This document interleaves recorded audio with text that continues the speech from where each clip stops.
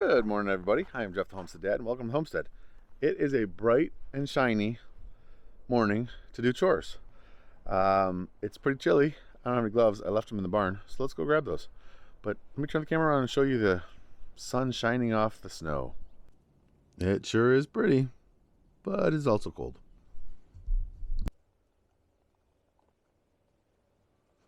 Well, I'm not sure this tank heater is quite big enough for this tank, so it keeps it so that Hope can get water, because you can see it's not icy here, and it's just a little bit of ice here that I typically break up, and then it'll go in there and melt eventually.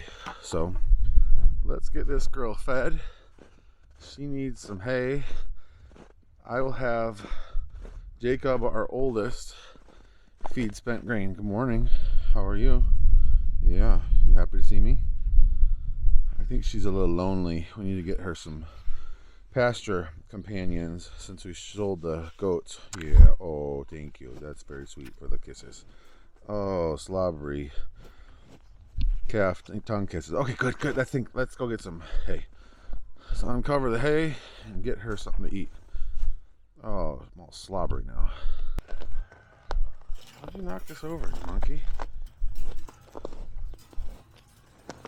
Come on. Right?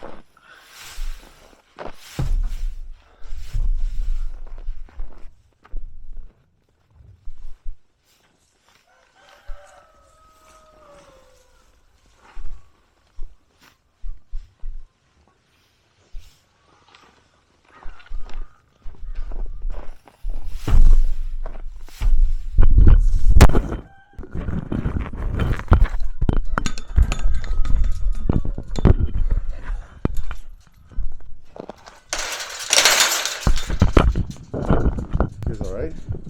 Huh? You make it? Sorry about that. I'll put you on firmer footing next time. Okay, the cow is fed and she's got water. The chickens actually drink out of that water too. Let's go ahead and open them up. I'll set you guys someplace a little bit firmer and let you guys watch the parade of chickens coming out. Hi guys. Morning. I know it's cold out and snowy, but good morning anyway.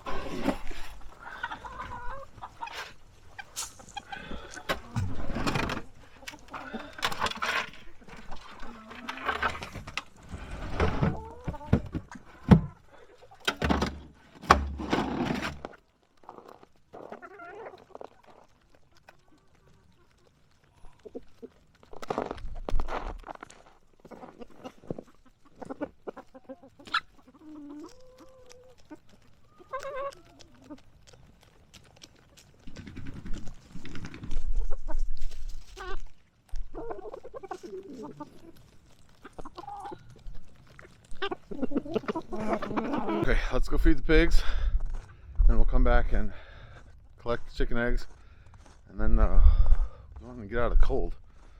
I'll also show you spent grain. Like I said, I typically have my son Jacob do that, but I'll show you where it's at and how we get it, stuff like that. So let's feed the pigs quick.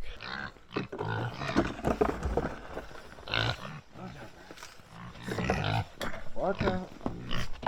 Come on, move it. Thank you.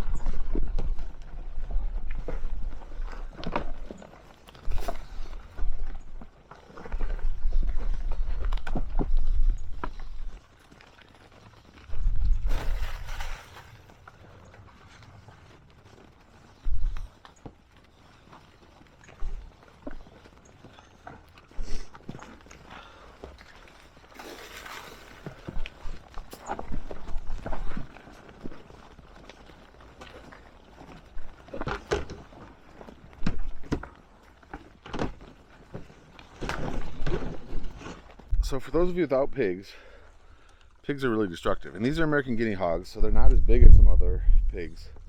But I have built them nice shelters before, and I just tear them apart.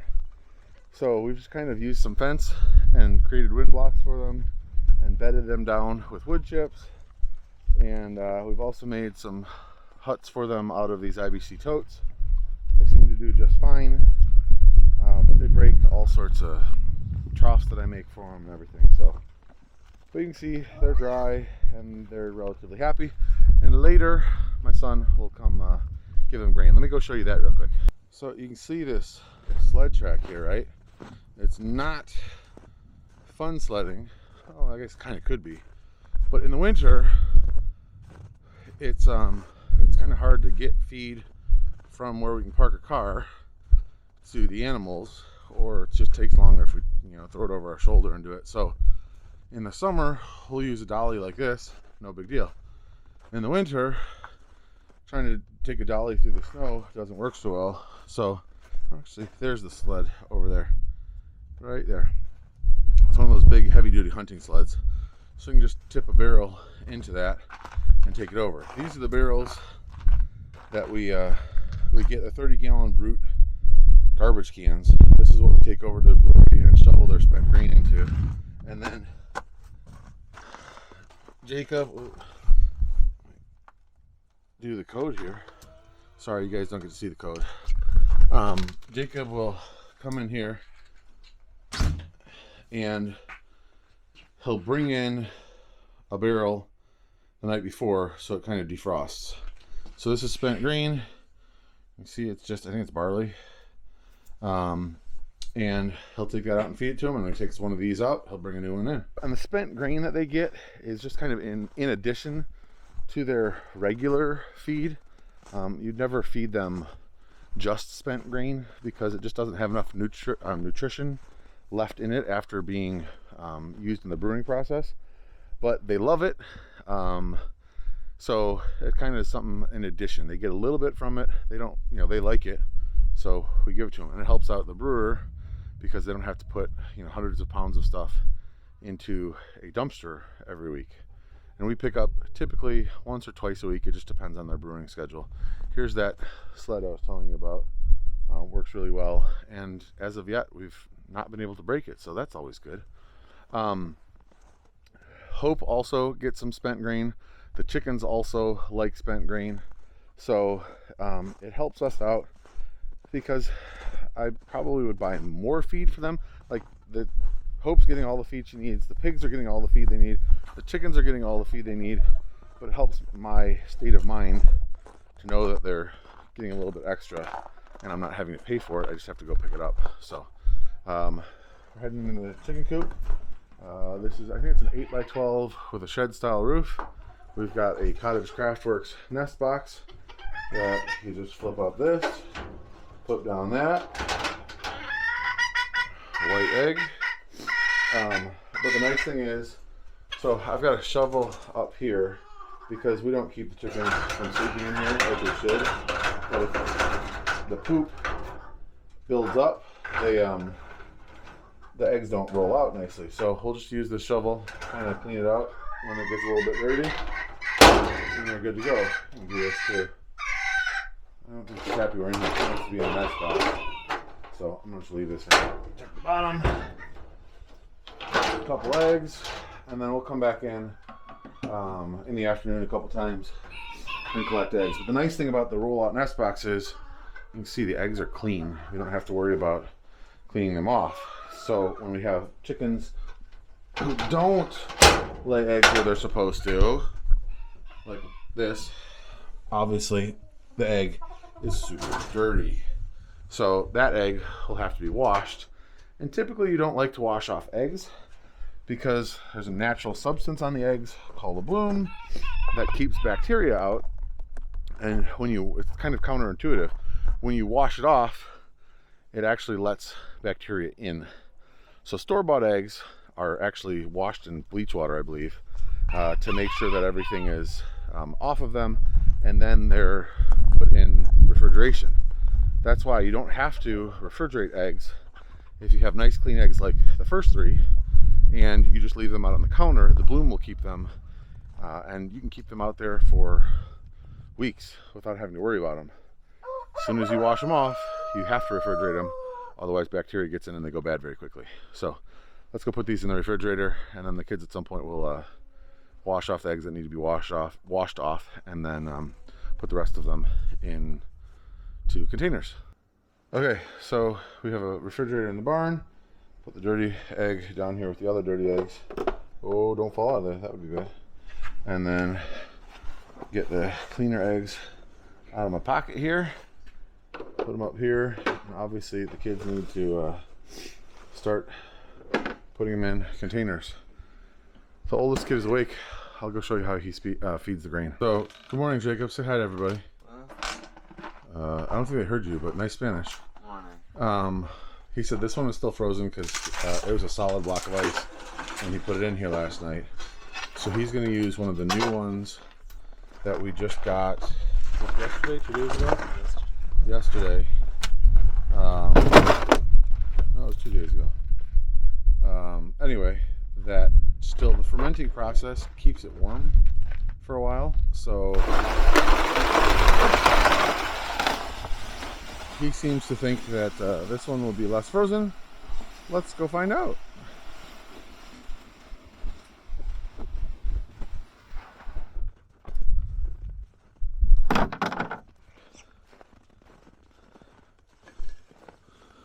Yeah, not totally frozen. It's frozen a little bit on the edges. You see the middle is well defrosted.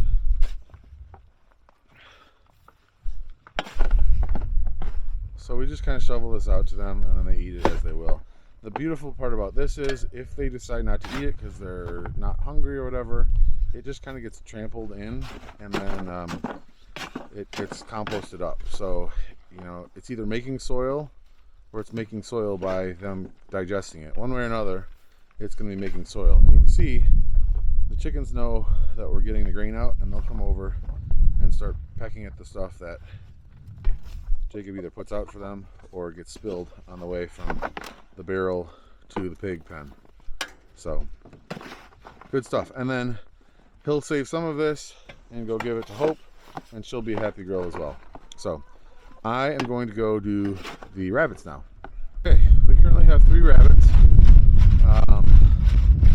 The tarp is blowing back there. It came off.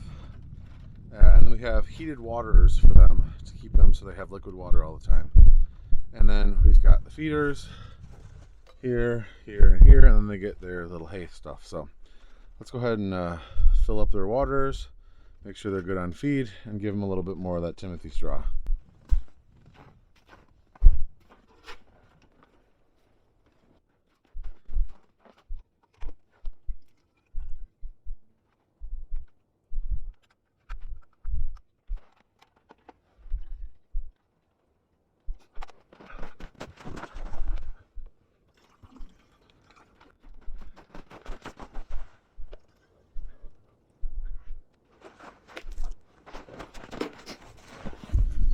You guys probably have noticed that we keep all of our feed in barrels with screw-on tops. I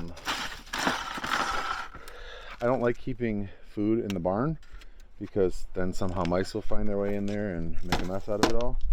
So these barrels work pretty good. We've had these red ones for a long time. We just got the black ones this year.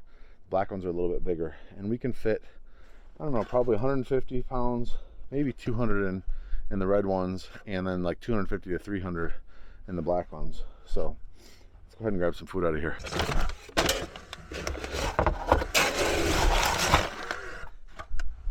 see if I can do this one-handed. Probably not. So this just gets flipped up, and then feed goes in. And this, like if we needed to leave for a day and a half, 2 days, that would probably keep them in feed for a couple days anyway. The waters would probably not. So in the winter, like we left for a day a couple days ago, last week or whatever, and we just had my sister-in-law and nephew stop by and fill up the waters because she's full, because we want to make sure they have water. That's kind of important, right? So let me fill up their Timothy hay and then we're done with chores. Guys, that is our morning chore routine. The nice thing is right now, don't have to really worry about getting up too early. The chickens tend to stay in the coop more in the winter anyway. They don't particularly like the snow. And the way we've got everything set up is that it's pretty, you know, self-filling and stuff like that. We've got big waters with heaters in them and stuff like that. So chores really don't take that long in the morning, which is nice. Now, if we get back to milking a milk cow, then I'll have to do it more like early before my wife goes to work. And that takes, you know, 20-25 minutes in and of itself, more if I'm filtering milk that morning.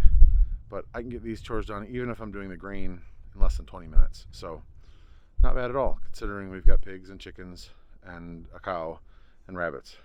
So that's my morning chore routine. Thanks so much for coming along with me. If you have any questions, leave them in the comments below. Sorry I dropped you guys earlier. I hope you're still okay. You know, this comes along with farm life, I suppose. They say farm life is one of the most dangerous lives. So far, knock on wood, I've been lucky. So, God bless you and your family. Thanks for watching. I'll see you guys in the next video.